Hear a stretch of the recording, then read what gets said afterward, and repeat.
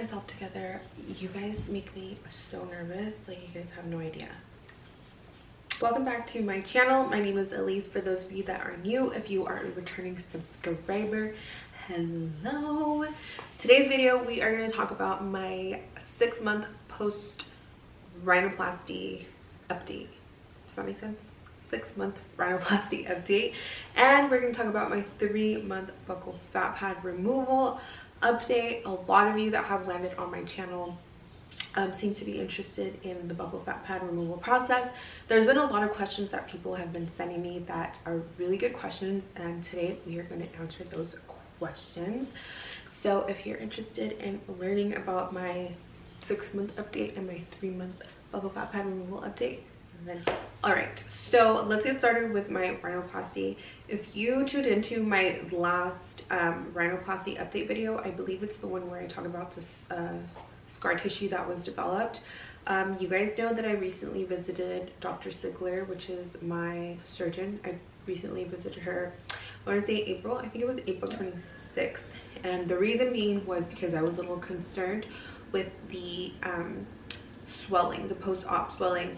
Swelling is totally normal when it comes to any type of surgery, especially rhinoplasty. However, because I got so caught up in the videos that I saw on YouTube and just like people's before and afters and recovery process, and I compared mine to theirs and how easy theirs was, how speedy their recovery was, I was kind of getting a little in my own head.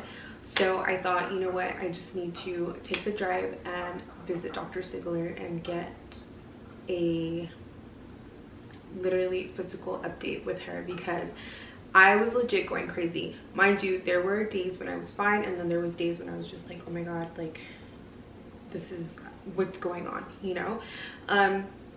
So if you watched the last video, you see that everything went well. I have been massaging my nose with the scar gel. It's called Keto Cell, and everything is mentioned in the last video. I will link it somewhere here. And the massaging did help my nose a lot. I feel like my nose is a lot less stiff than it was before, but I honestly was being so careful with my nose. Like I literally did not want to touch it for anything. And now it feels a lot different. I'm glad I visited her. I'm glad. I should have done it sooner, honestly. She put my mind at ease, and yeah, it was just really good. Anyway, I know that's not why you're here. Before I say anything else, I do want to let you guys know that if you are in the process of either getting surgery, recovering from surgery, or considering surgery, please keep in mind that plastic surgery does not equal perfection.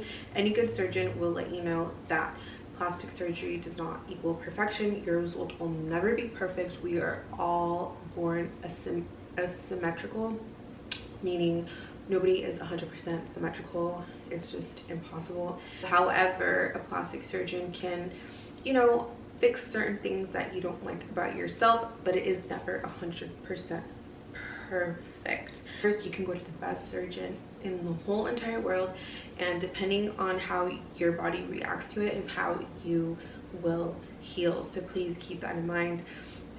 The way you eat, how you take care of yourself, all of that has a lot to do with the recovery process. I have thicker skin, so obviously my nose is still a little swollen. It does get me frustrated at times because I'm just like, oh my god, it's so swollen. I can see it, I can feel it, and I'm just literally counting down the days to where I hit a year, and I could just be like, okay, you know, the swelling went down. But even at a year, the swelling doesn't completely go down. At 6 months, my swelling has gone down a lot compared to 2 months, 3 months, and also 4 to 5 months. If you guys watch my old videos, I literally look so just crazy, and I'm happy that I made it to 6 months. I'm happy I made it to 6 months. Okay, so if you're recovering right now, or if you're looking to get rhinoplasty, just know it's a process. Be easy on yourself. Another thing I do want to mention is that there's like a stigma for a revision rhinoplasty. Again, the way your body heals, how your body develops scar tissue, whether it's going to develop scar tissue or not, will play a large role in whether you will need a revision rhinoplasty or not. You might go to the best surgeon and your body might just not take the surgery well, or you might develop a lot of scar tissue, and you know, your nose might look a lot different, or it might not be what you had in mind. So a revision rhinoplasty is definitely something you would consider if you want to achieve that certain look.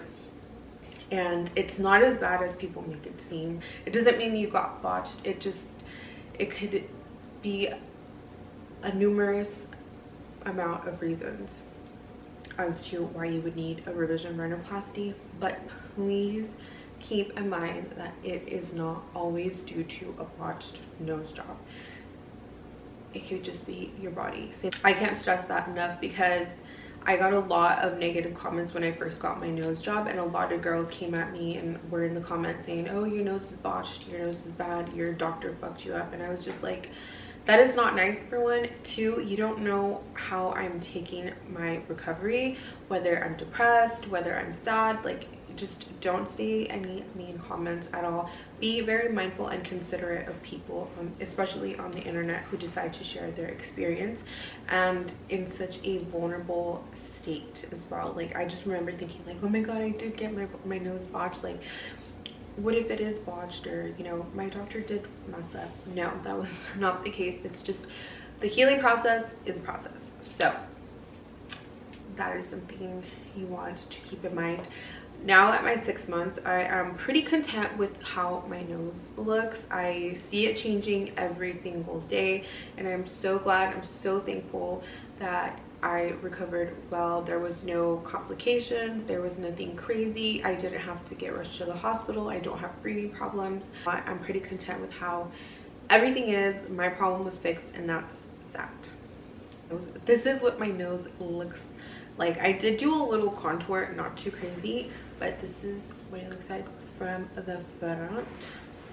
This is the right. Hey girl. Oh wait, no, this is not the right. This is the left. And this is the right. On this side, you can kind of see like how it's still swollen, especially right here. Feel it here, and then on this side too, it's still swollen here at my nostrils.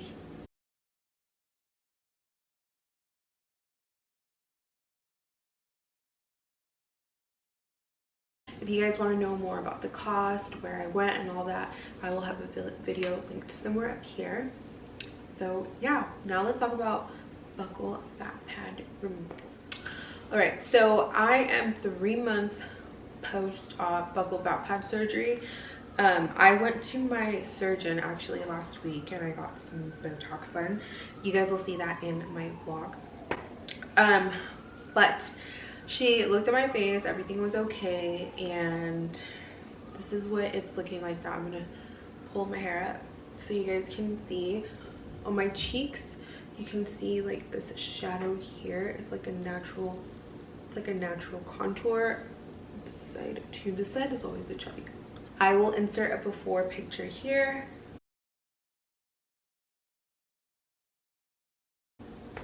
And you guys can definitely notice the difference. My face looks a lot slimmer. I have natural high cheekbones, so you can see my cheekbones even more now.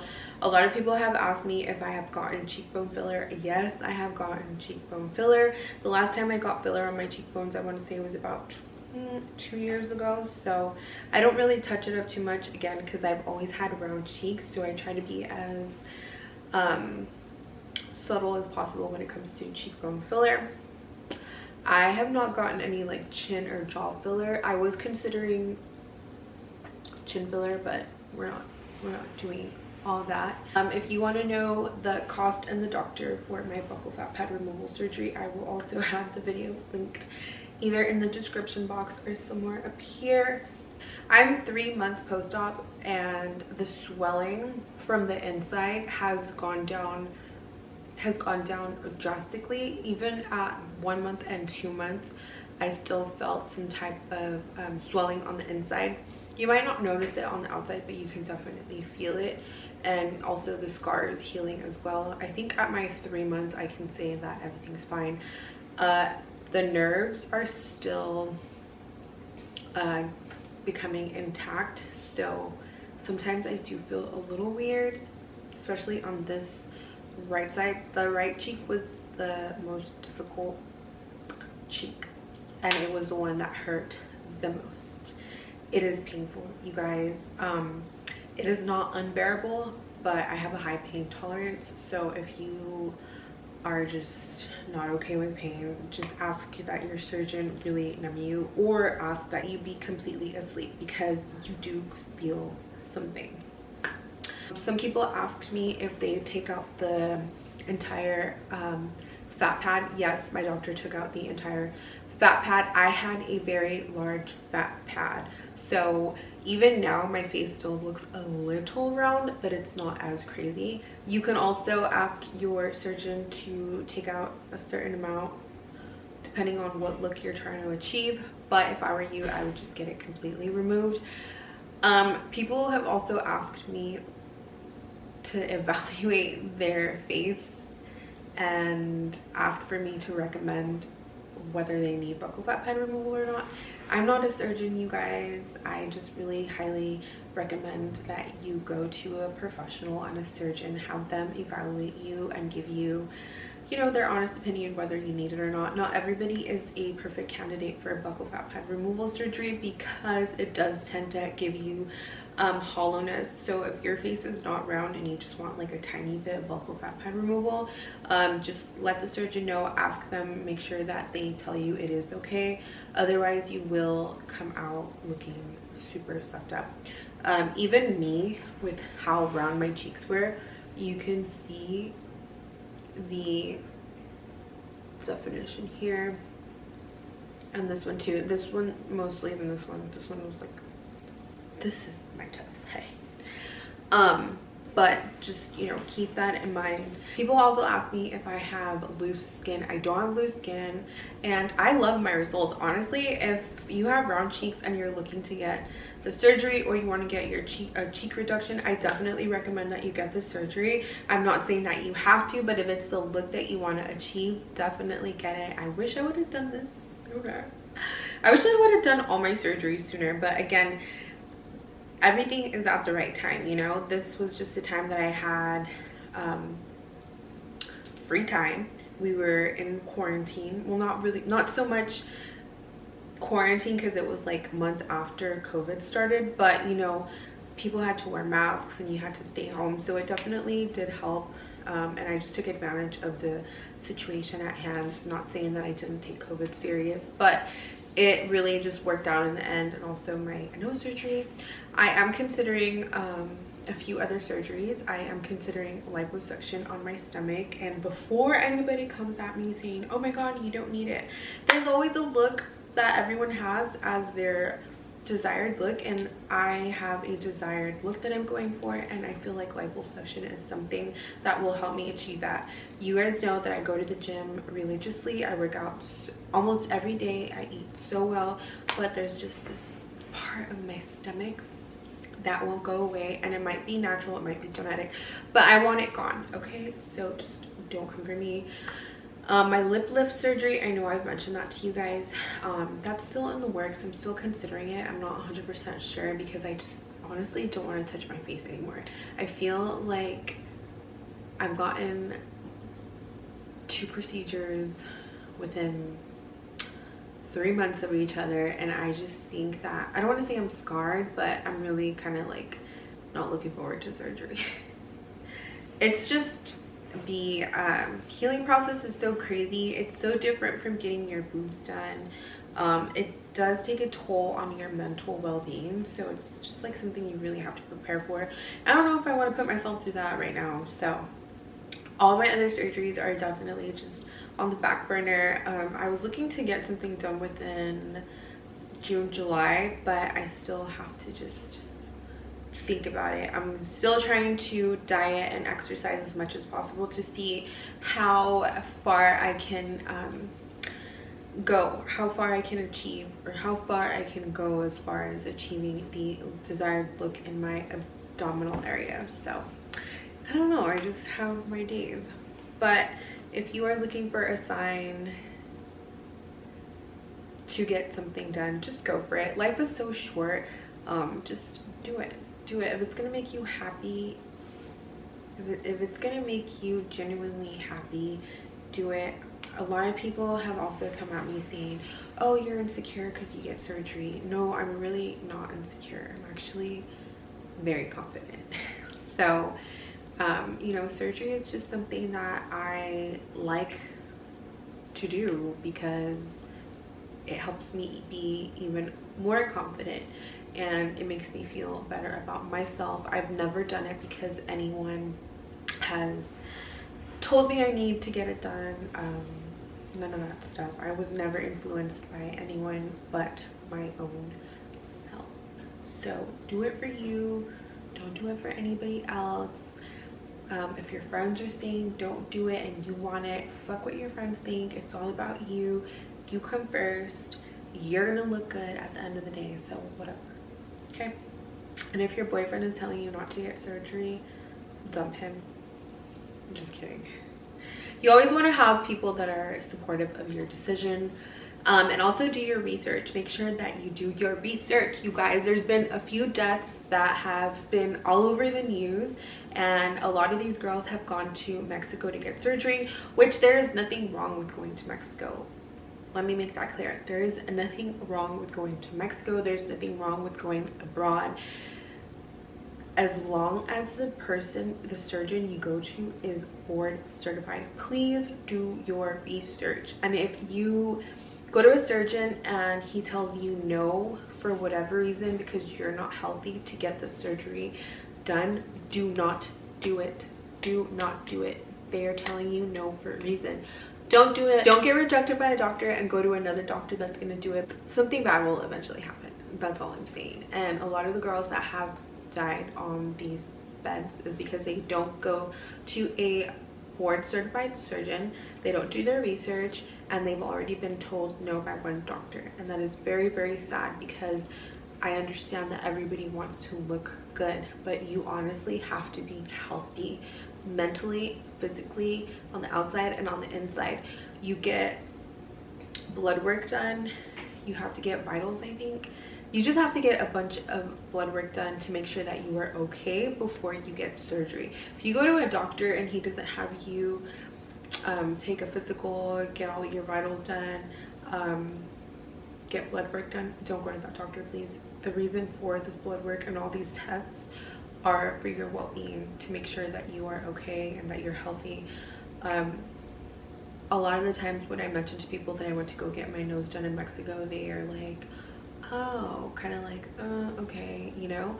Or there's people that I talk to that say, oh, I want to get my nose done right. And I'm just like, right, like, you can go to the fucking best surgeon in the world and you'll still come out fucked up if your body doesn't heal well. Like, chill out, Sparky. A lot of people think, oh, because you know, going abroad is cheaper for a reason. Like, duh, it's cheaper because the cost of living in the country is not as high as it is in the US. That sums up today's video. It was very short, but I did want to come on here and give you guys an update on my nose and also my buccal fat pad removal. So if you liked this video, make sure that you give me a thumbs up. If you have any questions that I might have not gone over, please comment down below. Let me know your thoughts. Let me know your comments, questions, whatever it is. Show me some love. And if you want to watch more of me and my videos, don't forget to subscribe. Turn on your post notifications, because we're going to be uploading on the regular. So until the next time, I love you guys. Stay beautiful. Take care. I'm going to go see what my man is doing.